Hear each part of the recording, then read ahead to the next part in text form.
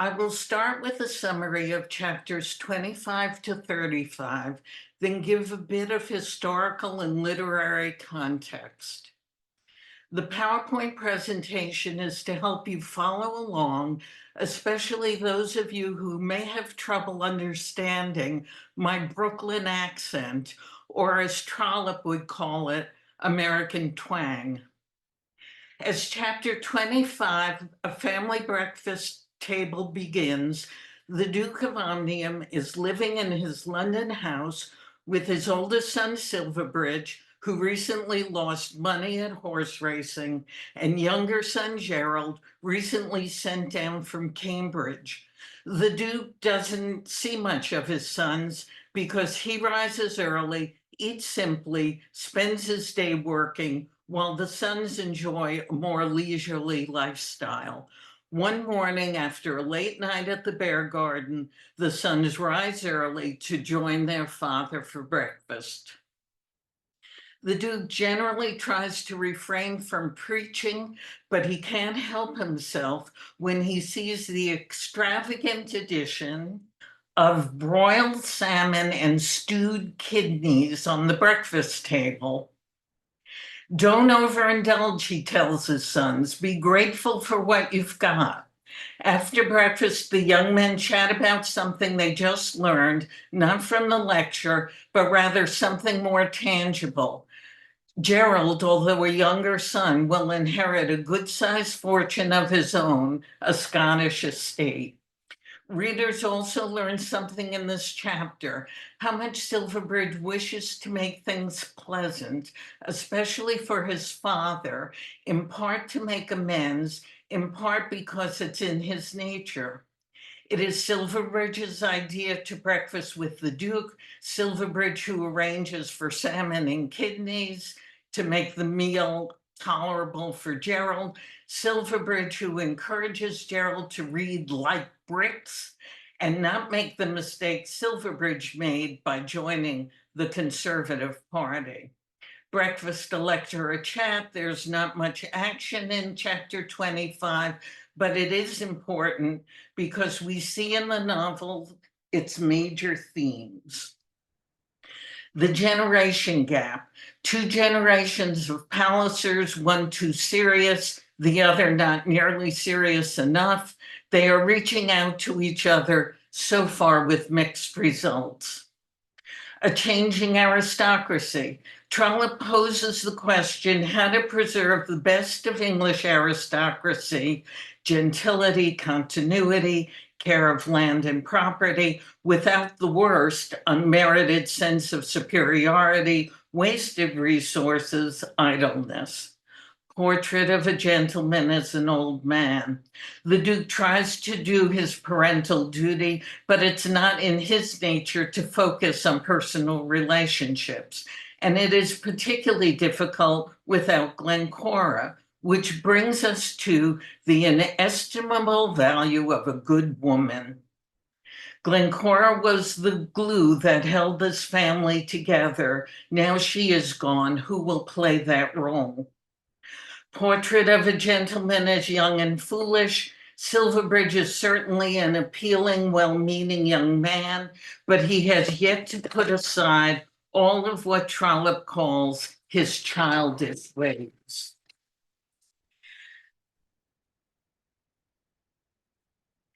Silverbridge and the Duke listen together to Sir Timothy Beeswax speechifying in Parliament. Then they dine at the Bear Garden, the Duke's first time there ever. Silverbridge tells his father he's thinking of marrying Lady Mabel Grex. She turned him down, sort of, when he sort of proposed, but he thinks she might accept him if he repeats the offer in earnest. The Duke approves. Lady Mabel's father is a scoundrel, her brother a wastrel, but she seems like a good person. She's beautiful, and her pedigree is impeccable. Silverbridge's racing partner, vulgar, self-serving, slightly tipsy Major Tifto, interrupts to wangle an introduction to the Duke. As soon as he leaves, the Duke returns to the more agreeable subject of Mabel Grex. specifically what property Silverbridge might receive upon marriage to such a fitting bride. Silverbridge resolves to break with Tifto and propose to Lady Mabel as soon as he is able. Now, where better to propose than a garden party given by Mrs. Montacute Jones, the fashionable hostess from Izzy Poppinjoy? Silverbridge goes to the party looking for Mabel, but when he arrives, he doesn't see her. The hostess takes the opportunity to introduce him to Isabelle Boncassen, an American visiting London with her parents. Isabelle, in fact, requested the introduction. Isabelle is very pretty. Trollope devotes a whole page to just how pretty she is, plus her other qualities. She has a pleasant voice, that is to say, no American twang. She is intelligent but not intellectual. Her conversation is direct, lively, proper, and thoroughly pleasant. Silverbridge and Isabelle stroll the grounds together. Quote, "It was thus that he had intended to walk with Mabel Grex, only as yet he had not found her." Close quote. That's not surprising, since his attention has been focused on Isabelle, while Mabel's been busy with her cousin and former beau, Frank Tregear. When Silverbridge does find Mabel, she tries to avoid being alone with him, and when they are alone, avoids any serious talk. That's problem number one. Problem number two, she teases Silverbridge about his obvious attraction to Isabelle. Quote, "Of course he knew that she was joking, but he hardly knew how to take her joke. There is a manner of joking which carries with it much serious intention." Close quote. Mabel's conversation is not direct. It seethes with tension, anger, resentment, and hidden meanings. I suppose that's why I really like Mabel, even as problem number three, she can't stop teaching Silverbridge. He never gets the chance to propose. Later, he thinks to himself that Isabelle, quote, "was in truth superior to anything he had ever seen before, and she was clever too and good-humored, whereas Mabel had been both ill-natured and unpleasant." Well, it took 28 chapters, but we now have our plot, which I think of in terms of triangular relationships or storylines. Mabel and Isabelle, both candidates for Silverbridge's affections. Silverbridge and Frank, both candidates for Mabel's affections. Mary and Mabel, both candidates for Frank's affections. More about that shortly. Frank and Mary disobeying the Duke but seeking his approval. Silverbridge and Mary disobeying the Duke but seeking his approval. Note that in each triangle, the reader knows something at least one of the characters in the triangle does not. The Frank, Mary, Mabel storyline now takes center stage. The youngest of the Duke's three children, Mary, has been in seclusion in Richmond, partly in mourning for her mother, partly it's her father's way of keeping her away from Frank Tregear, to whom she considers herself engaged. Yes, that Frank, Lady Mabel's Frank. Silverbridge asked Mary to call with him on Lady Mabel. Mabel, in fact, requested this introduction. Frank has informed Mary of his previous attachment to Mabel, sort of. Quote, "I was very fond of her, and I still am. As you are my love of love, she is my friend of friends," close quote. I, for one, don't blame Mary for not appreciating the depth of Frank and Mabel's past relationship. I'm not sure I understand it entirely myself. Silverbridge and Mary call on Mabel, who persists in teasing Silverbridge about Isabelle. "We don't mind," Mabel tells Mary, "because she's a foreigner." Underestimating Isabelle is a mistake on Mabel's part, but it is only an important mistake if Mabel wants to marry Silverbridge. At this point, I'm not sure what she wants to advance Frank's interests for sure, but what does she want for herself? Enter Frank, whether by accident or invitation is not clear. Silverbridge, aware of his father's disapproval of Frank as Mary's suitor, suggests Frank leave immediately. But the minute Frank gets up to go, Mary throws her arms around him.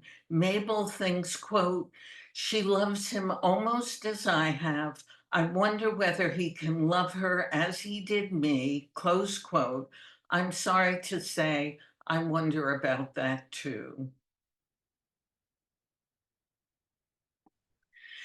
Despite her father's disapproval, Mary and Frank remain firmly committed to their engagement. Silverbridge is not nearly so resolute. Within a week of dinner at the Bear Garden with the Duke, Silverbridge bets even more money, gets himself even further entangled with Tifto, and he still has yet to propose to Lady Mabel. 3 times, Trollope tells us, Silverbridge goes to Mabel and fails to pop the question. In the longer and revised version of the novel, on one of these occasions, they actually quarrel about Frank and Mary's engagement, as Mabel persists in lobbying on Frank's behalf. Later, Mabel confides to her companion, Miss Cassowary, that she, Mabel, may marry Silverbridge eventually, but she can never love him. To her, he is, quote, "such a boy," close quote. What she doesn't say, but we can almost hear her thinking is, and Frank is so manly. I don't get it. What makes Frank so manly anyhow? With the help of Mrs. Montacute Jones, Isabelle hosts a river party with boats, a band, lawn tennis, walking paths for couples to wander. Silverbridge makes an attempt at what he considers to be harmless flirting, but Isabelle stops him and asks point blank, "Are you not engaged to Lady Mabel Grex?" Isabelle thus draws a clear boundary on flirting, i.e., don't flirt with me if you're engaged to someone else. At the same time, she keeps open the possibility of flirting if he is not engaged. Silverbridge defends his right to flirt so well that as they part, she says, quote, "You have shown me you can be master when it pleases you," close quote. This leaves Silverbridge a little bit confused and utterly enthralled. Talking to Isabelle's mother brings Silverbridge back down to reality. She definitely has an American twang. Her manners and speech are definitely common. He cannot imagine her in the Duke's company. Just before the party is rained out, Dolly Longstaff proposes to Isabelle and she turns him down. He can offer her position, but she says she does not intend to marry for position. She says she wants to retain her own identity. I think I know what she means by that. I'm not sure Dolly does. Back at their hotel, Isabelle tells her parents she is not impressed with the young men of London, as she says that she is no doubt thinking of Dolly. But Trollope writes, quote, "A certain sweetness of the aroma of rank was beginning to permeate her Republican senses," close quote. In that, she is no doubt thinking of Silverbridge. Silverbridge calls on Isabelle at the hotel and they enjoy a good laugh together about the rained out party. They are easy in each other's company. They seem to have their own private language and a shared point of view.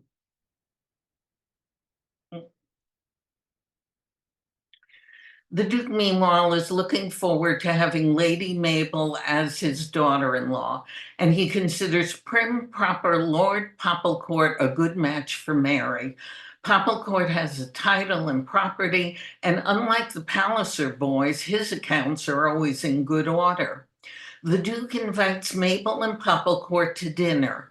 We started with an awkward breakfast. Now we end with an even more awkward dinner. The Duke is an agreeable host, but he falls short as a matchmaker. Mary tells Pap Court her father is taking her abroad in the fall, and she doesn't know where, and she doesn't much care. Pap Court tells Mary how much he likes partridge hunting. Mabel sees that Pap Court is there to supplant Frank. Well, she thinks, good luck with that. Nor do things go well between Silverbridge and Mabel. The worst part comes when she is teasing him, this time about giving her the family ring he is wearing. He starts to say, don't you know there is nobody on earth and stops. This is clearly the moment for a declaration of love, but he can't bring himself to do it. Instead, he says, there is no one whom I like so well as I do you. That's a pretty lame declaration, and they both know it. It is a moment of truth, and the truth is Silverbridge hesitates. It's not just the irresolution of youth. It's not just Isabelle. Mabel has pushed him away with her teasing, evasion, and pleading Frank's cause. Whether she has acted out of unwavering loyalty to her first love, or disdain for any other, or mixed feelings about marriage resulting from her father and brother's abuse, she has kept Silverbridge at bay, and now, when he has the opportunity to do what he promised himself he will do, what his father wants him to do, and everyone expects him to do, he hesitates. The damage is not irreparable, but something has changed. If this were a horse race and Silverbridge the trophy, you would have to say that Mabel might still be the front runner, but she is no longer an odds-on favorite. And now a little historical context. Between 1870 and 1914, 454 American girls married titled Europeans, including 100 British aristocrats, 60 eldest sons, and 6 dukes. Historians disagree on the exact numbers. I use Anne de Courcy's because she's concise and I like her name. To put these numbers in context, during the same time period, London's population approximately doubled from under 4 to almost 8 million people. They came from Russia, Poland, France, Italy, Germany, anywhere there was political, social, economic turmoil. Large Jewish, Chinese, Indian, smaller African and Caribbean communities were established. Many, many more immigrants than heiresses came to London. But as any Julian Fellows fan will tell you, it was the American heiresses who caught the public's interest.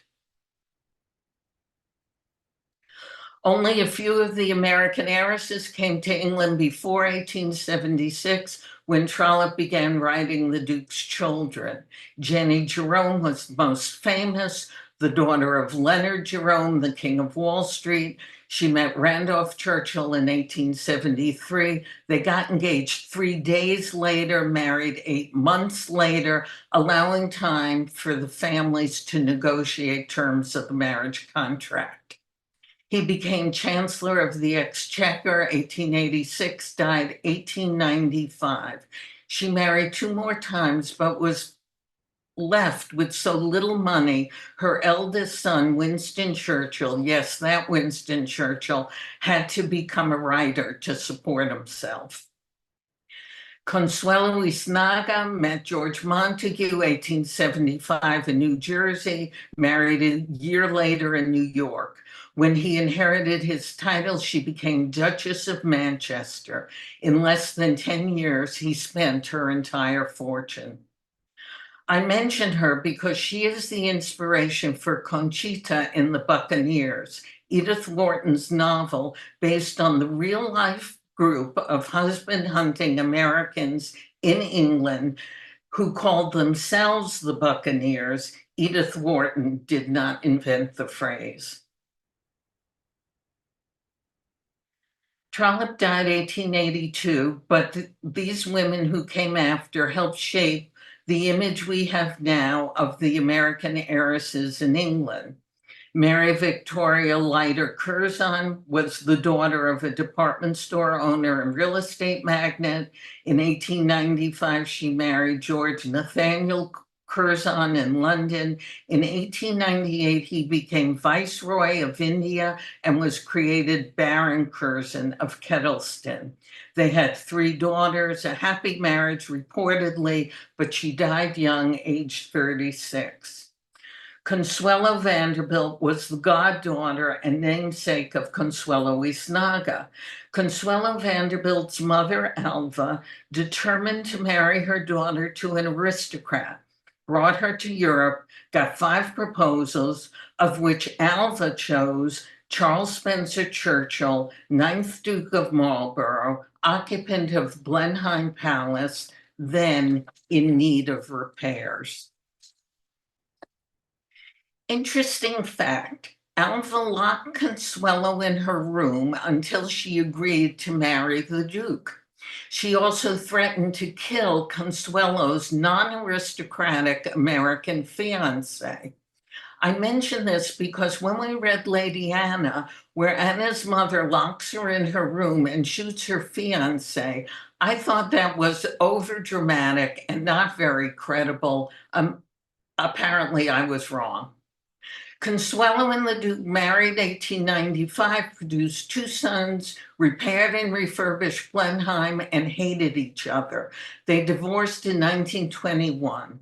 Consuelo Vanderbilt got the last word on both mother and husband when she published her memoir, 1953, The Glittering Gold, now a primary source for information on this era. Lastly, if we're talking about American heiresses abroad, we have to mention Henry James. Trollope and James met twice. The first time was in 1875 when they were both traveling from New York to London. Trollope, age 60, famous and successful, kept up his rigorous writing routine even at sea and did not have much time for James, who was 32 and just starting out. James found Trollope very rude. In 1877, they met again at someone's home for a much more cordial encounter. James wrote a number of book reviews of Trollope's novels. They were not particularly complimentary. Chronologically speaking, their works featuring American heiresses overlap. 1868, He Knew He Was Right, where an American marries an English lord. 1876, Trollope begins The Duke's Children. 1878, Daisy Miller, James's first American heroine abroad. 1879, The Duke's Children, published. 1881, Portrait of a Lady, where we have an American heiress heroine, also named Isabelle, Isabelle Archer. I include Wings of the Dove and The Golden Bowl because they're both great novels about the same subject. Before closing, I'd like to highlight one of the major differences between Trollope and James. They had very different notions of what it means to be a novelist. In The Art of Fiction, James compares novelists to painters who pose their models, arrange their settings in order to capture what the artist sees and senses, his vision, his impressions. In contrast, Trollope compares novelists to shoemakers. In his autobiography, Trollope advises young novelists to, quote, think about your business as a shoemaker thinks of his, do your best, and then let your customers judge for themselves. And with that, we give Trollope the last word.